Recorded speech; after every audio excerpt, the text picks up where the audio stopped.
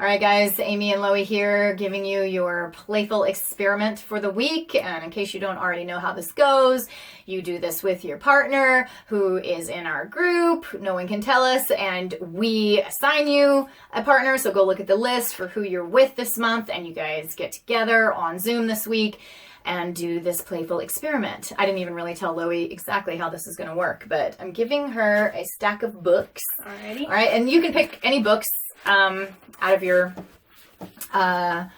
library, whatever, house, find books. Then I'm going to tell her, she has hers, I have mine, right? Because we're partners, but I don't have mine right now. And then, so I'm going to tell her, she's going to scan her hand along, and then I'm going to close my eyes, and I'm going to tell her to stop whenever. So let's go, and I'm going to say stop. And then when I said stop, she was on that book. So she's taking that book out, and then she's going to open it up and read a random line, or just, whatever first line her eyes fall upon.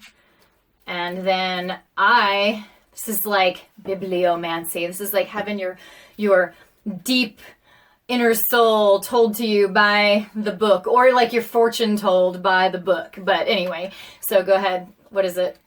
People with strong boundaries understand that it's unreasonable to expect two people to accommodate each other 100% and fulfill every need the other has. Okay. I actually picked some personal growth books, and I picked some that were just like novels that would be just like a story being told. And obviously I just got the personal growth book that was, really? about, my style. That was about boundaries. And so in this case, it's like, now what I'm going to do is contemplate that, and do that with my partner. So I might immediately know, like, oh my God, that one is just basically telling my fortune flat out. Like, it's just reading my soul right now, or like the thing that I need to know, because that one, in fact, about boundaries is a big deal for me. I'm always kind of thinking about boundaries and where I need to draw more boundaries. And that, what was it again? Read it again. People with strong boundaries understand that it's unreasonable to expect two people to accommodate each other 100% and fulfill every need the other has. Okay. I can sit and say, I used to really believe that. I used to really believe that another person could accommodate me 100%. And when I grew up and realized, like, oh, wow, that's not even the case. And that was helpful. So I can talk about ways that it has been real for me, ways that I can relate to that line. Or I can talk about currently, wow, so that's a constant reminder for me, being a person with better boundaries and understanding that the other person is going to have their boundaries too. And so therefore we can't accommodate each other 100%. And so I don't have to feel like I need to accommodate somebody 100% because I'm allowed to have better boundaries than that. And I understand they do too. And so I can't expect them to accommodate me. And I've done both in my past, where I've done things where I felt like, oh my gosh, I have to do exactly what they need. Or that I'm not a nice person if I don't.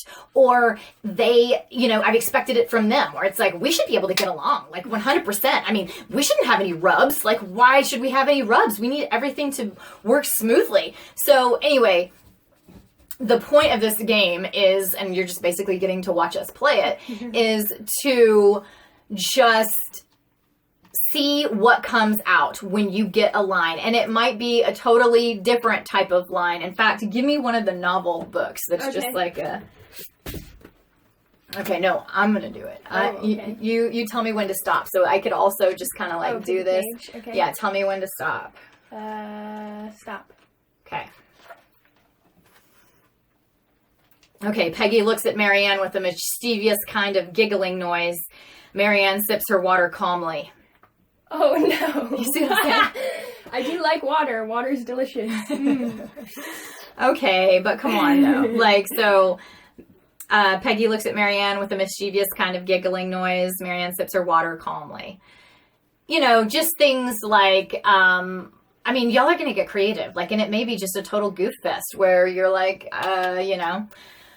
Giggling mischievously is my middle name. Like, I love giggling, you know, or sipping water calmly is something that I need to do, like, and remind myself to do. Like, if I were to take 10 sips of water calmly each day and like use that as my time to get calm each day, that could be pretty awesome. Or, you know, maybe you think it's like your oracle, you know, it's like telling you something, there's something in it for you. Or it may be like, that has nothing to do with anything specifically in my life, but it totally reminded me of this one Saturday that I was hanging out at my friend's pool and we were sipping water calmly, but it was by the pool and nobody was really mischievously giggling, but it just reminded me of that. That's what flashed in my head, and like tell the other person that story. I mean, it's just a time for like sharing with each other and saying how you think it might be applicable in your life, or like what came up for you or whatever. Totally for fun and just to share and see what you can think of. There might be some wisdom in it for you, you know, like drinking your water, or me with the like holding better boundaries. There might be like a really good story about you in the past that, number one, you like learned a bunch of lessons from, or number two was just like a really sweet story about this like awesome Saturday that you had over at your friend's house by the pool. You know, whatever comes, it's just sort of a fun game to get to know more about each other and to get used to sharing deeper things and to like look inward and see what a goofy book has to say about your inner world, you know, because apparently it's the oracle and you gotta like take it seriously. All right, you guys enjoy.